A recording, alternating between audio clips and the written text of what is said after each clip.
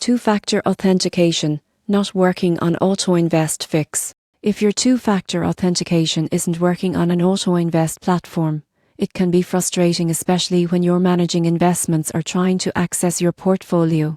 But don't worry, this issue is usually easy to fix once you know what's causing it. Most of the time, it fails because of a time synchronization error. The codes from your authenticator app are time sensitive, and if your device clock doesn't match AutoInvest servers exactly, the code won't be accepted. To fix this, go to your phone settings, turn on set time automatically, and confirm the correct time zone. Then, open your authenticator app and tap time correction for codes or sync now.